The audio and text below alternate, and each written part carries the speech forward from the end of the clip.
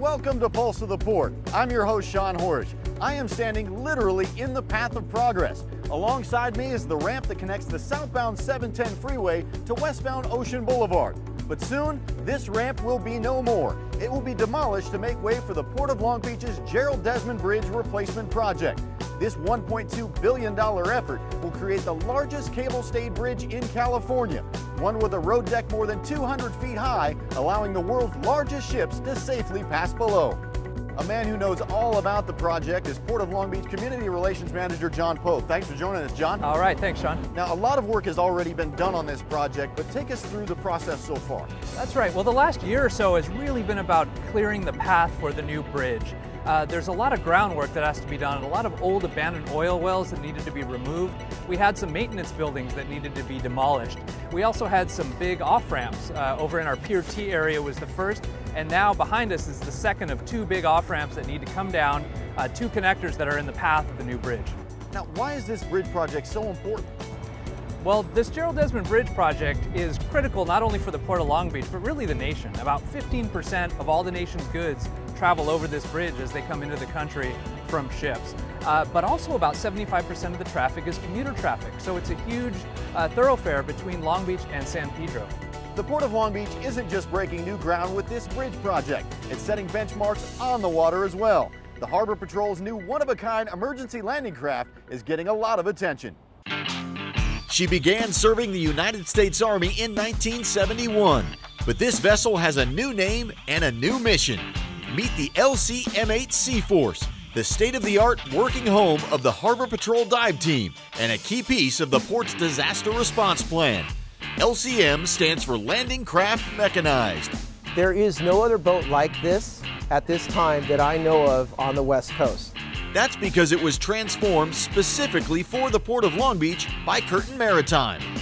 Total construction time, a little over 3 months. It came to us as a basic shell of an LCM8 landing craft, which is just an open well deck, a bow ramp, and a little doghouse for one operator, to land equipment on the beach. The Army was gracious enough to sign over this boat to the Port of Long Beach for no cost at all.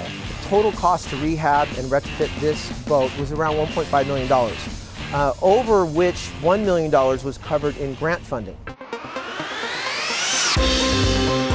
And the dive team will put it to work as they inspect wharves and underwater facilities throughout the port, clearing the waters of navigational hazards. Before that, we had a vessel, which is a really nice diving vessel, but it was all fiberglass. This is a steel hull. We can actually do deeper diving operations up to like 500 feet. Very sturdy vessel, and we can stay on location now for 5 to 7 days at a time without taking a break in diving. It's imperative that we keep this seaport open, not only for commerce moving in and out, but safe navigable travel and passage for our local boaters here. Based in Long Beach, Curtin Maritime took this LCM design, which was used extensively during the Vietnam War and since, and created a new upper and lower house, added new Tier 3 engines and generators that meet the toughest environmental standards, then packed on an 8-ton hydraulic crane and a 4-point anchor system. The initial wheelhouse on these things is right down at the deck level where that lower house is, so you don't get a real good view. So being able to have an elevated house like this makes the boat a lot safer to operate and gives you more options. All new radar, chart plotters, satellite compass, all the controls, pretty much everything you can need to make this into a true working class vessel. This crane could actually pick up a vehicle in the water, put some straps around the vehicle, the crane could pick it up and set it right here in the deck well. This is really going to simplify rescue and salvage operations for other agencies such as PD and fire within the port. She can transport people, equipment, vessels. We can put a fire truck on this vessel, and she'll take her where we need her to go. So business resiliency and recovery from an incident will be her primary role. I do believe that when the word gets out of what we have here, that other ports up and down the West Coast will become envious of this, and we have probably created a new standard. That landing craft isn't the only thing with a new lease on life.